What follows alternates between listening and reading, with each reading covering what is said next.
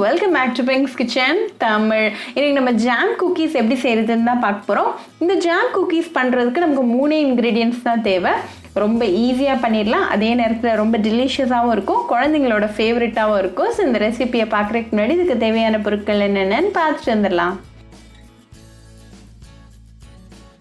ஒரு மிக்சிங் பவுலில் 2 கப் மைதா சேர்த்துக்கோங்க. உங்களுக்கு மைதா யூஸ் பண்ண இஷ்டம் இல்லாட்டி நீங்கள் கோதுமை மாவு கூட சேர்த்துக்கலாம்.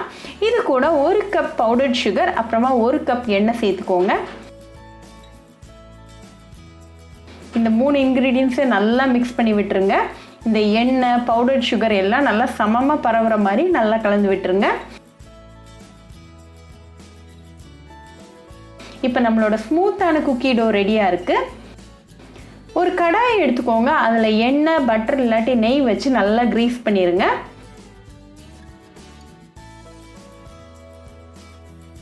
இதை ரெடியாக வச்சுக்கோங்க.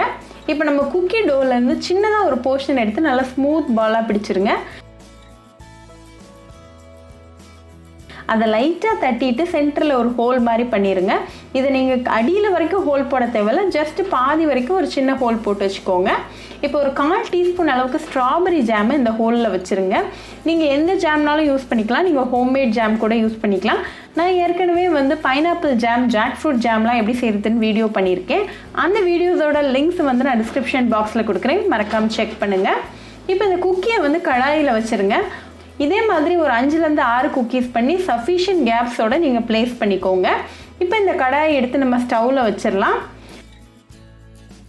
இது ஒரு மூடி வச்சு க்ளோஸ் பண்ணிடுங்க. இது ஒரு 20 மினிட்ஸ் லோ ஃப்ளேமில் நல்லா வேகட்டும். இப்போ 20 மினிட்ஸ் ஆயாச்சு. ஸோ ஓப்பன் பண்ணி பார்த்துடலாம். நம்மளோட குக்கி எல்லாம் சூப்பராக ரெடியாக இருக்குது. இது ஒரு 10 நிமிஷம் அப்படியே இருக்கட்டும். நீங்கள் ஓப்பன் பண்ணி பார்த்த உடனே குக்கி ரொம்ப சாஃப்டாக இருக்கும். ஒரு 10 மினிட்ஸில் அது செட் ஆகி நீங்கள் சாப்பிட்றதுக்கு ரெடி ஆயிரும். இந்த டெலிஷியஸான ஜாம் குக்கீஸை நீங்கள் ஒரு ஏர்டைட் கண்டெய்னரில் போட்டு 1 வாரம் வரைக்கும் வச்சு சாப்பிட்லாம்.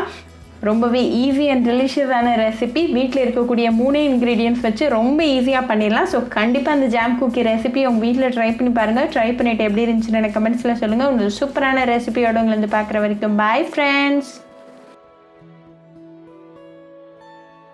உங்களுக்கு இந்த வீடியோ பிடிச்சிருந்தா பிங்க்ஸ் கிச்சன் தமிழுக்கு லைக் பண்ணுங்கள், ஷேர் பண்ணுங்கள், கமெண்ட் பண்ணுங்கள் அண்ட் மறக்காமல் சப்ஸ்கிரைப் பண்ணுங்கள். கூடவே பெல் ஐக்கானையும் கிளிக் பண்ணிக்கோங்க. அப்போ தான் நான் போடுற வீடியோஸ் எல்லாம் உங்கள் நோட்டிஃபிகேஷனில் வரும். உங்களுக்கு ரெசிபிஸ் இங்கிலீஷில் பார்க்கணும்னா பிங்க்ஸ் கிச்சன் சேனலை பாருங்கள். சேனலோட லிங்க் நான் அந்த டிஸ்கிரிப்ஷன் பாக்ஸில் கொடுக்குறேன், மறக்காமல் செக் பண்ணுங்கள். இன்னொரு இன்ட்ரெஸ்டிங்கான ரெசிபியோட உங்களை பார்க்க வர வரைக்கும் பாய் ஃப்ரெண்ட்ஸ்.